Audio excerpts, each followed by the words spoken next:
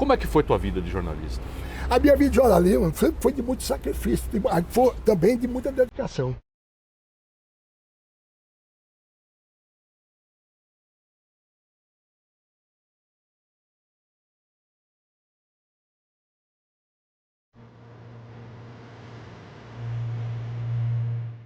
Eu não diria nem que eu fui dedicado, eu diria que eu fui obstinado. Porque desde o dia que eu vi publicada a minha primeira matéria, né, eu ganhei o embalo e aquela história, eu não quero ser apenas mais um, eu quero ser um de verdade, né? Então me dediquei demais. Eu acho que trabalhei muito no vácuo também. Como no vácuo?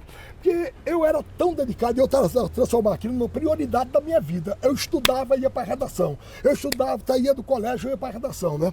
Tanto que com 18 anos eu já era editor da página, mas não era que eu era melhor do que os outros. Era um jornal. Era um jornal, eu trabalhava mais do que os outros, entendeu? E eu me interessava mais do que os outros. Eu lia, quer dizer, que o Marcel não tinha nem faculdade de jornalismo, eu acompanhava os veteranos, eu pegava um pouco dos veteranos, eu lia muitos dos jornais que eram referência, eu comprava naquela época, mesmo, caderno de jornalismo. E a minha orientação, a princípio, a minha referência era o Jornal do Brasil, né? Que era o grande jornal naquela época. Então era o caderno do JB, né? E tinha uns livros sobre isso, escritos também pelos caras mais experientes que têm os grandes nomes da imprensa brasileira.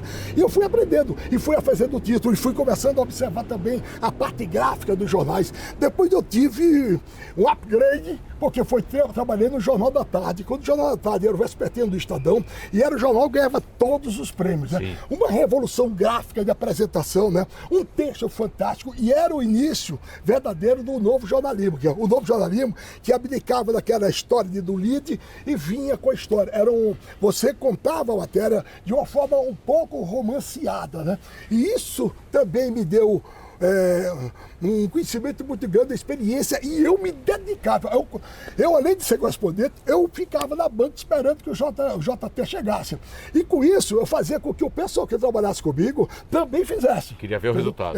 Edson Mauro, por exemplo, que é grande narrador da Rádio Globo, ele conta essa história, que eu obrigava os caras a ler essa história, eu cobrava deles, e eles viraram... Eram os primeiros leitores. E eles viraram também grandes jornalistas. Quer dizer, eu não estou dizendo que eu fui um grande jornalista, mas fui um cara dedicado. E eu acho que por conta dessa revolução, eu terminei virando editor-geral da Gazeta, né? E depois fui diretor de jornalismo da TV Gazeta, que era afiliada da Globo.